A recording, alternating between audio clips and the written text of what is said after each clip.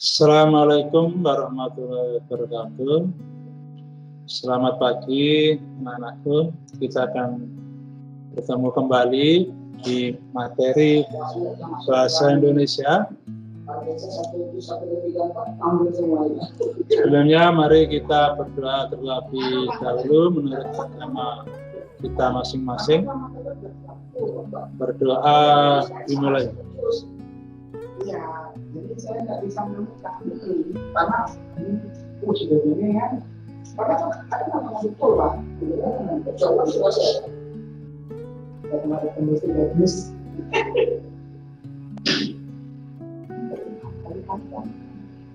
Selesai.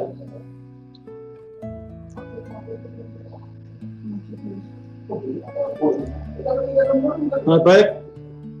Di hari Senin kalian telah mengikuti pelajaran sampai hari Senin kemarin.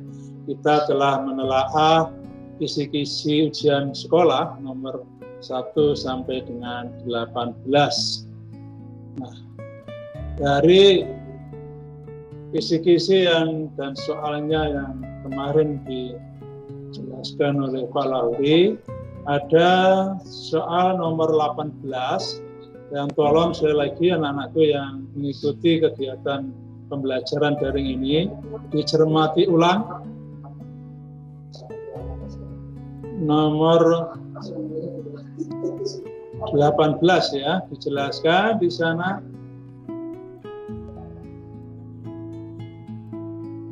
Nada adalah cara penyair menyampaikan visinya sesuai dengan pilihan kata-katanya. Misalnya puisi yang bernada protes, sinis, marah, serius, bahagia, haru, sedih, semangat, hingga bersendagurau.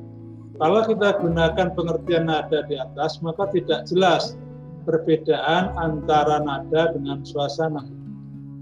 Nada puisi tersebut sedih, bernada sedih, suasana juga sedih. Jadi tidak ada perbedaan antara nada dan suasana. Sementara kedua pengertian itu mempunyai perbedaan yang signifikan. Karena itu tolong yang disampaikan di nomor 18 oleh Pak Lauri kemarin, anak-anak untuk tidak dilanjutkan nanti, kalian hapus saja yang nomor 18 itu. Saya jelaskan ulang yang nomor 18. Jadi nada itu pengertian yang tepat adalah sikap sang penyair terhadap pembacanya. Sikap penyair terhadap pembacanya. Dengan kata lain, sikap sang penyair terhadap para penikmat karyanya. Jadi sikapnya apakah merenungkan, menertawai pembacanya, memarahi pembacanya, menyindir, atau menasehati, menggurui, mengejek, dan lain-lain. Jadi nada itu sikap penyair kepada pembacanya. Beda dengan rasa. Nanti kalau kita pertentangkan dengan rasa. Kalau rasa itu sikap penyair kepada hal yang ditulisnya. Beda kan? Kalau nada itu sikap penyair kepada pembacanya, kalau rasa itu sikap penyair kepada hal yang ditulisnya dalam puisinya itu. Kalau suasana, keadaan pembaca setelah membaca puisi itu, apakah marah, senang, sedih, itu suasana, keadaan pembaca setelah membaca puisi. Jadi antara nada dan suasana itu sesuatu yang berbeda, tidak sama. Nah, contoh soalnya,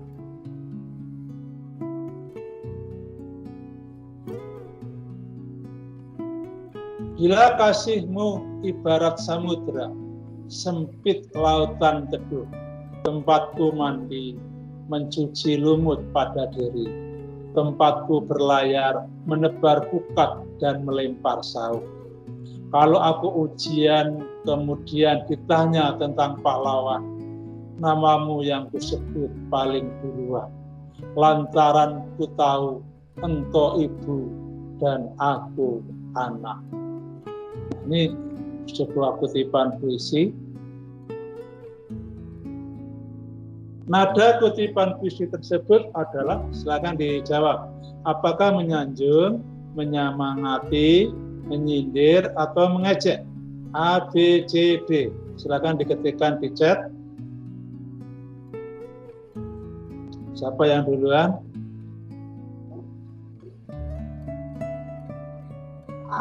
A. Ya, benar. Langsung saja satu ya, siapa itu Pak? Was? Dia Susanti. Ya, A itu menyanjung. Menyanjung siapa? Menyanjung ibunya. Nah, seperti itu. Jadi ini soal yang benar, yang nanti soal model inilah yang akan keluar di ujian sekolah. Karena saya garda terakhir yang mengedit soal tersebut.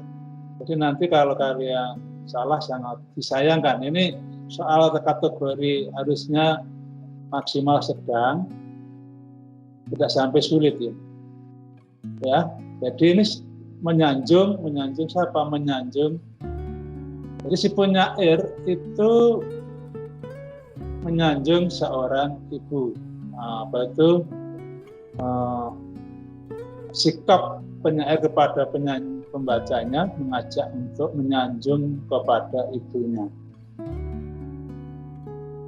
Demikian ya, jadi ini revisi dari soal nomor 18 yang disampaikan Pak Lahuri kemarin. Jadi kalau soalnya yang kemarin itu tidak bisa kita bedakan antara nada dan suasana. Ini terjadi juga di soal yang diunggah, yang saya bagikan ke kalian, yang berupa yang di YouTube itu ya, itu soal nomor 18 juga salah. Beliau juga salah dalam menuliskan soal itu. Ya, benar ya, kunci jawabannya A. Nah, sekarang kita lanjutkan menelaah kisi-kisi ujian sekolah nomor 19 sampai dengan 24. Jadi hari ini sampai 24, seminggu yang akan datang ada 11 soal lagi, 11 nomor kisi-kisi lagi yang kita bahas pas, sehingga nanti 2 minggu yang akan datang kalian sudah siap mengikuti ujian sekolah. Pelajari apa yang kami bagikan di Google Classroom ini, diunduh, kemudian dipelajari. Tidak usah mempelajari yang lain-lain, kalian ini sebenarnya enak. Karena kalau kalian belajar sendiri, maka bisa dibayangkan kalian harus mempelajari 20 teks tambah 1 teks sastra dan non-sastra yang membaca itu. Buku fiksi dan non-fiksi itu yang harus kalian pelajari itu. Itu ada 21 teks kalau seperti ini. Nah, kalau kalian dibantu dengan kisi-kisi, dibantu dengan pembahasan contoh soalnya. Baik, mari kita lanjutkan di nomor 19. Kisi-kisinya adalah indikatornya disajikan ilustrasi, siswa dapat menentukan puisi yang sesuai dengan ilustrasi tersebut dengan tepat. Nah, jadi ada ilustrasi, mungkin ada sebuah cerita, ada sebuah gambar, kalian menentukan puisi yang sesuai itu yang mana. Nah, puisi itu bentuk karya sastra yang mengungkapkan pikiran dan perasaan penyair secara imajinatif dan disusun dengan mengonsentrasikan struktur atau unsur fisik atau unsur lahirnya dan struktur atau unsur batinnya. Ada unsur fisik, ada unsur batin dalam sebuah puisi. Nah, kita konsentrasikan keduanya sehingga akan menghasilkan kata-kata yang indah. Karena dalam puisi itu mengutamakan keindahan kata-kata. Tidak sembarang kata bisa kita pilih untuk membuat sebuah puisi.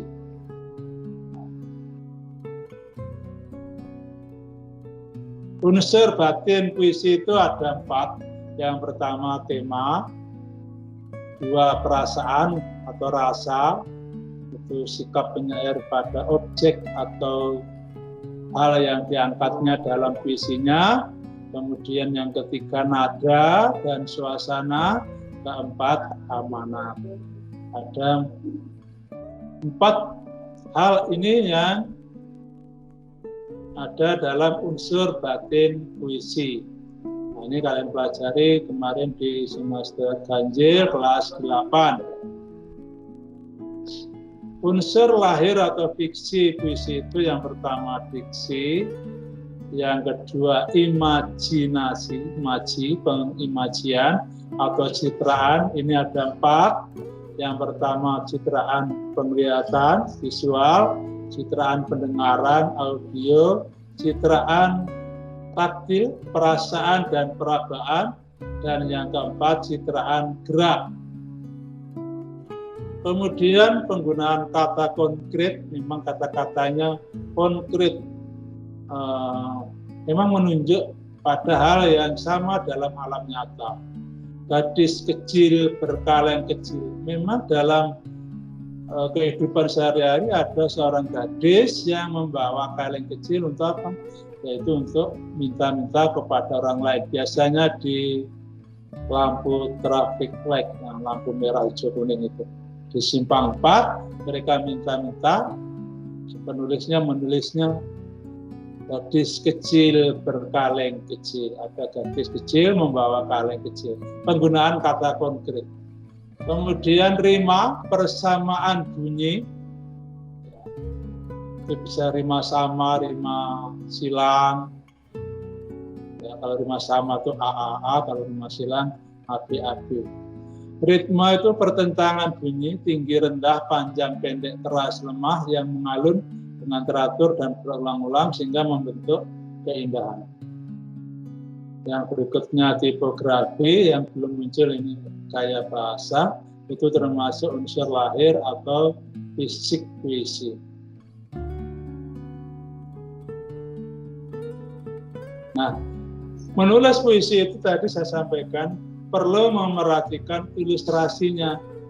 Ilustrasinya itu bisa berupa cerita, bisa berupa uraian. Nanti dalam soal ada seorang guru mungkin menggunakan gambar, ada juga yang menggunakan uraian atau cerita. Kemudian kalian disuruh menentukan mana puisi yang sesuai dengan ilustrasi tersebut. Baik, contoh soalnya. Cermatilah ilustrasi berikut ini. Nah, ilustrasinya berupa cerita. Silakan dibaca. Atau kita baca bersama-sama ya. Saat saya berumur 5 tahun, kedua orang tuaku berpisah. Dan saya tinggal sama ibu. Sejak itu ayahku tidak tahu kemana pergi. Saya hanya merasakan kasih sayang ibu. Hingga sekarang saya berumur 14 tahun. Saya selalu berdoa supaya ayah jangan lupa dengan saya. Supaya kembali dan datang melihat saya dan ibuku. Sebentar lagi ulang tahunku, besok yang ke-14, berharap kedua orang tuaku ada di sisiku. Setelah sudah disiapkan semuanya pagi-pagi, tidak diduga ayahku datang dan langsung memeluk aku dan ibuku. Saya sangat senang dan bahagia di hari ulang tahunku ini. Saya mendapat kado terindah dalam hidupku. Tuhan mengabulkan doaku. Akhirnya orang tuaku bersatu kembali. Senang. Nah, puisi yang tepat sesuai dengan ilustrasi tersebut adalah ini yang A. Tuhan, terima kasih atas kasih sayang-Mu. Engkau beri aku kesehatan, Engkau beri aku bahagia di hari jadiku ini. Saya mendapat kado terindah dalam hidupku. Kedua orang tuaku bersatu kembali. Terima kasih Tuhan, Engkau kabulkan doaku dan impianku. Ampuni segala dosa-dosa kami, dosa orang tuaku. Ajari aku Tuhan untuk selalu bersyukur dan berterima kasih. Ini ya. Yang B, Tuhan, terima kasih atas segala karunia yang Engkau berikan. Engkau memberi kesehatan, Engkau memberi umur yang panjang, Engkau mendengar doaku, Engkau mengampuni dosaku, keluargaku bahagia. Yang C, Tuhan, kami ini orang lemah, ampuni kami ini yang penuh dosa dan celah. Kami tidak tahu bersyukur, kami kadang lupa untuk selalu bersyukur. Engkau sudah memberi apa yang kami butuhkan. Tuhan, ajari kami untuk selalu bersyukur dan berterima kasih. Di hari jadiku ini, Engkau tuntun aku ke jalan yang benar. Jadikan hari ini hari yang bersejarah bagi hamba. Yang D, Engkau telah mendengar, Tuhan, Engkau telah mendengar doaku. Terima kasih semuanya. Akhirnya orang tuaku bersatu kembali. Doaku Engkau kabulkan. Aku hanya bisa mengucapkan syukur dan terima kasih. Tuntun aku ya Tuhan di setiap langkahku, supaya tetap di jalan-Mu yang benar. Jadikan aku menjadi hamba-Mu yang setia. Mana jawaban yang tepat? D. Ini dari 9 juz ya. Tema dari A.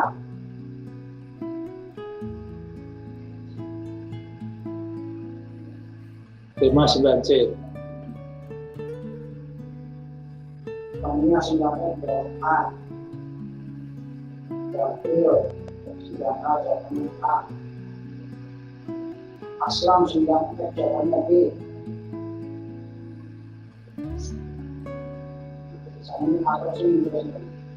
Ya, baik anak-anak, yang tepat itu jawabannya adalah A. Kamu perhatikan di sini yang terakhir, jadikan aku menjadi hamba-Mu yang setia. Apakah itu ada?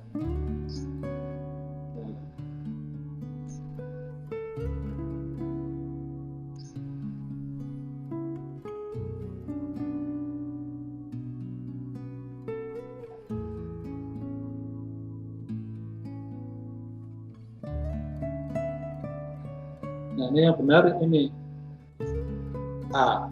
Terus adakah tadi larik terakhir, jadikan hamba-Mu itu hamba yang setia? Tidak ada kan? Sehingga jawaban yang tepat adalah A.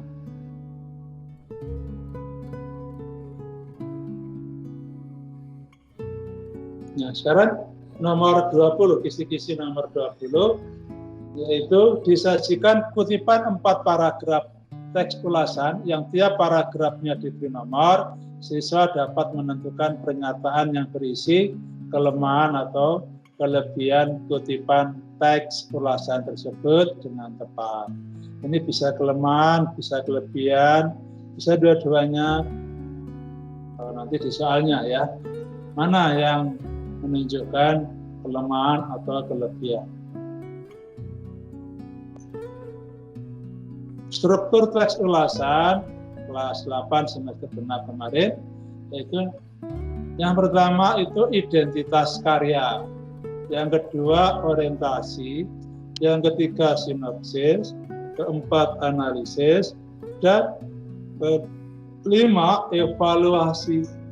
Nah, selain itu kadang-kadang disertai dengan rekomendasi yang berisikan saran-saran kepada pembaca. Kalau itu teks ulasannya berupa buku, ya rekomendasinya untuk membaca buku itu. Kalau film, ya untuk menonton filmnya.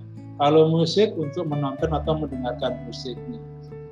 Begitu ya. Jadi ada 5 bagian dari struktur teks ulasan. Yang ditanyakan hanya bagian evaluasi. Nah, di bagian evaluasi itu isinya berupa paparan tentang kelebihan dan kekurangan suatu karya. Apakah kelebihannya, apa kekurangannya. Soalnya silakan dibaca. Mana kelemahan karya sastra yang terdapat pada kutipan teks ulasan tersebut adalah nomor. Silakan dikerjakan, dijawab yang mana.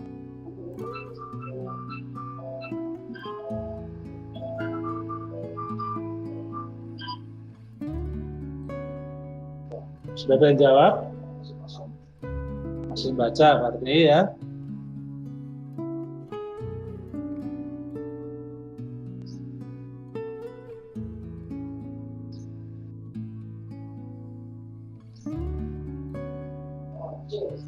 Jawabnya C.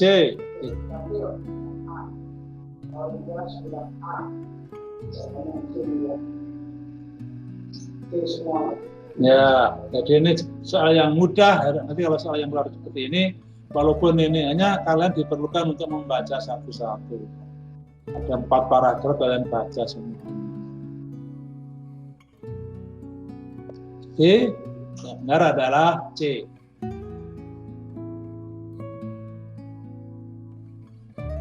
Sekarang kisi-kisi nomor 21. Disajikan kutipan teks drama, siswa dapat menentukan konflik yang terdapat dalam kutipan teks dalam drama tersebut dengan tepat.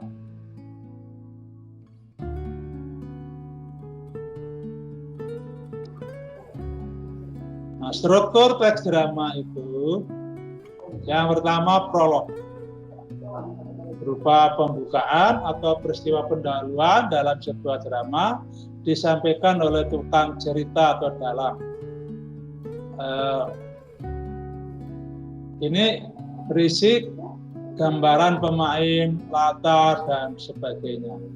Kalau kalian sering menonton atau pernah menonton OVJ, maka Partolah ya yang menjadi dalangnya. Di awal tampilan pasti akan menyampaikan prolog. Hadirin yang berbahagia, cerita OVJ malam hari ini berjudul itu terus disamping suatu kontrakan misalnya dan seterusnya. Itu berupa prolog. Kemudian yang kedua ada dialog. Nah, dalam dialog ini ada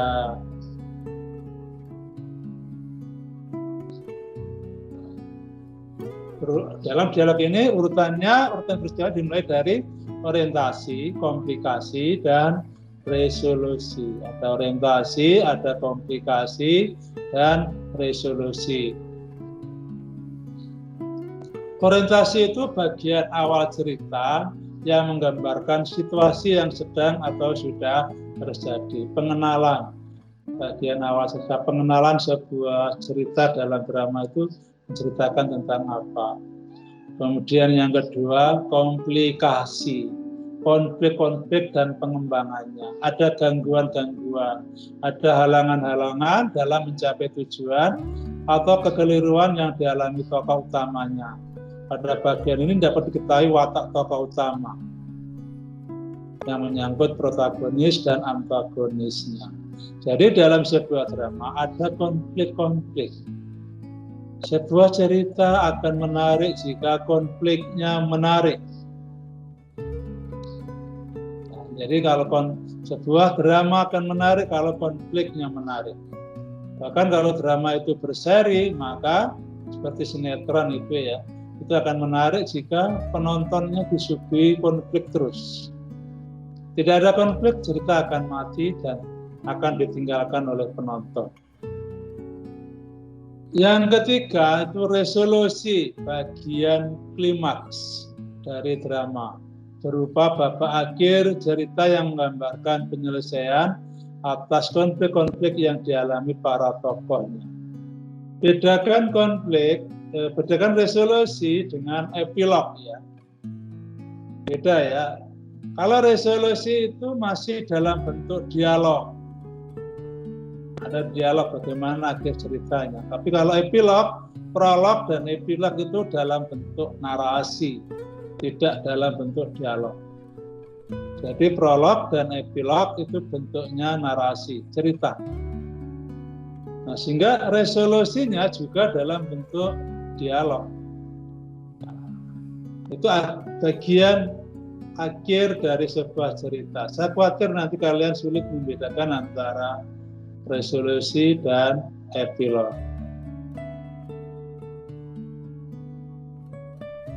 Nah, jadi sekali lagi, apa itu konflik? Konflik itu perselisihan yang terjadi antar tokoh-tokohnya. Ketidakcocokan antar tokoh-tokohnya, ada konflik. Konflik itu bisa konflik lahir, bisa konflik batin. Lahir itu kelihatan, batin itu tidak kelihatan. Di batin saja. Nah, baik, sekarang kalau ada naskah drama seperti ini, penggalan atau kutipan naskah drama ini, silakan dibaca. Konfliknya apa?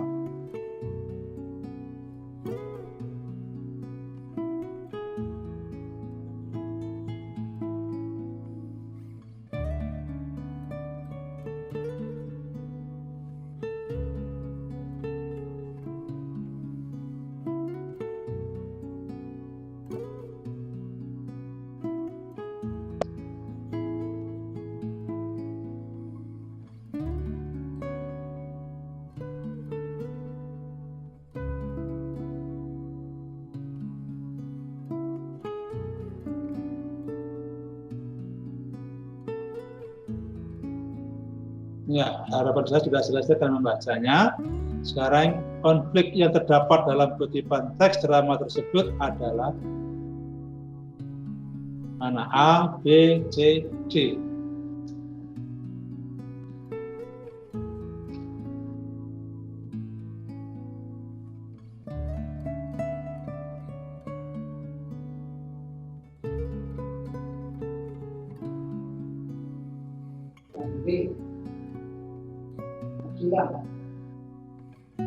B, berapa?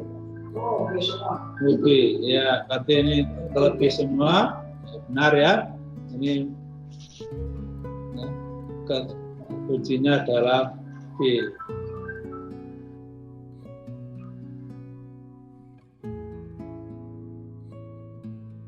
Sekarang kisi-kisi ujian sekolah nomor 22. Disajikan kutipan cerpen, siswa dapat menentukan kutipan naskah drama yang sesuai dengan kutipan cerpen tersebut dengan tepat. Jadi kita mengubah dari cerpen menjadi naskah drama.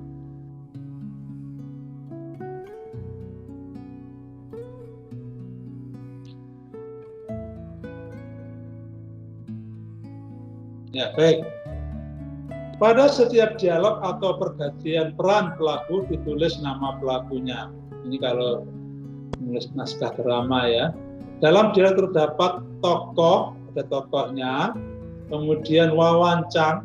Wawancang itu dialognya atau percakapannya, kemudian kramagung. Kramagung itu petunjuk lakuannya atau perilakunya atau tindakannya.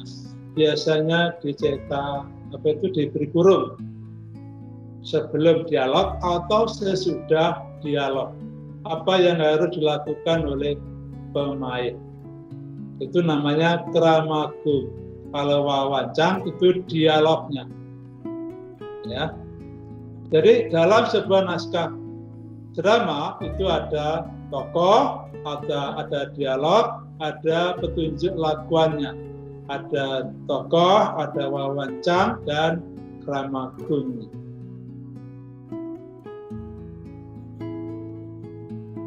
Sekarang cerpennya seperti ini. Silakan dibaca. Sambil menenteng minyak tanah, rasanya malas kalau aku harus ngantri. Wah, kalau begini, kapan aku memandikan kerbauku? Rizky menarik lenganku sambil menunjuk ke arah depot minyak tanah.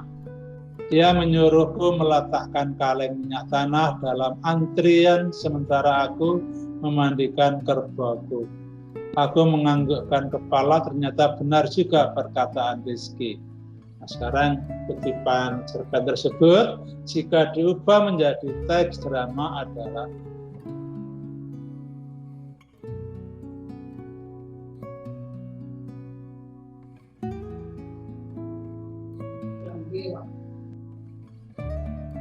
tunggu dulu ya. A, B, C, D ini ada. Sekarang CD-nya ini.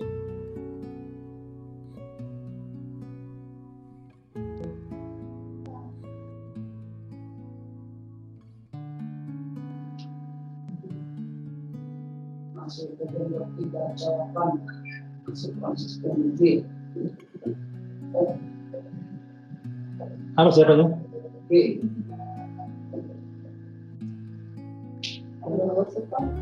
Nah, jawaban yang tepat jawabannya A. Kenapa B ya? Kenapa B itu salah?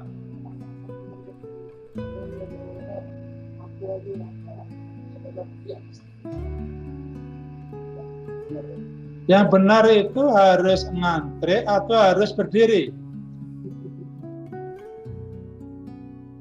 Sambil menenteng minyak tanah, rasanya malas kalau aku harus ngantri. Berarti kan antre. Harusnya jawabannya bukan B, melainkan A. Harus antre, aku malas A. Menenteng kaleng, minyak tanah. Jadi ini tokohnya, Andi tokohnya. Harus antre, aku malas A. Ini dialognya atau wawancannya. Menenteng kaleng, minyak tanah. Ini adalah petunjuk lakuannya atau gramatum. Jadi B semuanya tadi jawab B ya, itu salah. Jadi perhatikan di sini sesuaikah antara naskah drama dengan ilustrasinya, dengan kutipan cerpennya. Kalau kalian tidak hati-hati terjebak di situ.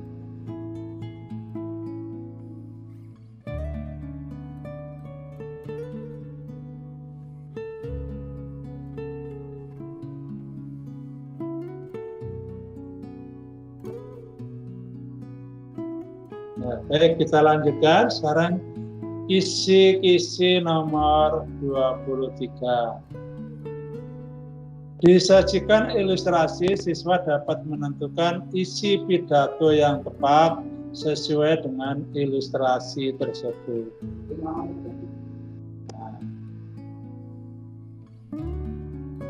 Struktur teks pidato itu kan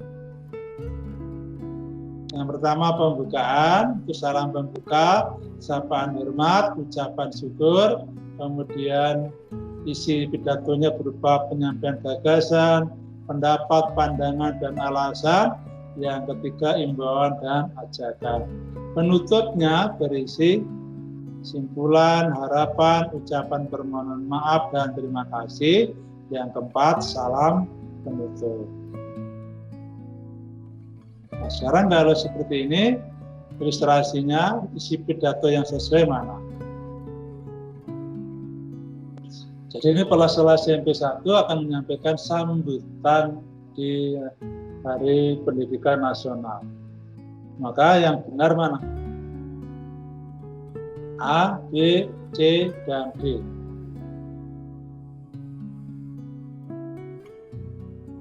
Ada yang jawab? C, ya, 4 ya, kunci jawabannya yang benar adalah C. Seperti kalau A sekian itu berarti menutup. Demikian yang dapat sampaikan menutup. Puji dan rasa syukur terhadap Tuhan Yang Maha Esa karena ini kan pembukaan. Nah, sekarang kisi-kisi ujian sekolah yang nomor 24 yang terakhir. Disajikan kutipan teks cerpen, siswa dapat menunjukkan bukti karakter tokoh dalam kutipan teks cerpen tersebut dengan tepat. Bukti tokohnya, tokoh dan penokohan. Tokoh itu disebut juga pelaku, tokoh merupakan pelaku atau orang yang terlibat di dalam cerita. Sedangkan penokohan itu penggambaran watak tokoh. Cara pengarang menggambarkan watak tokoh. Cara pengarang menggambarkan watak tokoh itu ada yang pertama dialog antar tokoh. Melalui dialog kita bisa mengetahui watak tokoh. Yang kedua melalui penjelasan langsung, penerangan langsung oleh pengarang. Yang ketiga melalui penggambaran fisik. Yang keempat melalui pikiran tokoh. Yang kelima melalui keadaan sekitar tokoh atau sekeliling tokoh. Yang keenam melalui tindakan tokoh. Ini kelas 9 semester ganjil kemarin sudah diajarkan. Nah, soalnya kalau begitu, bukti karakter tokoh yang aku yang selalu optimis terdapat pada kalimat nomor, silakan, A, B, C, D. C.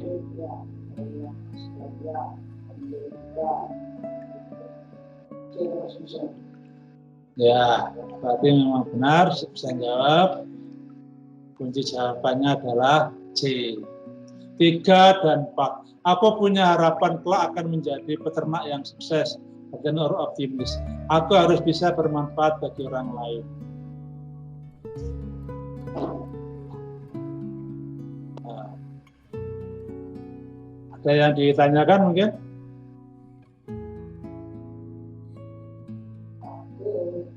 Ada. Baik.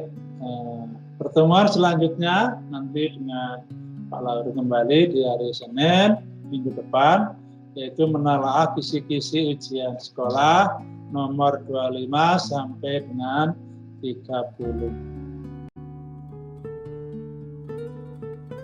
Saya akhiri, wassalamualaikum warahmatullahi wabarakatuh.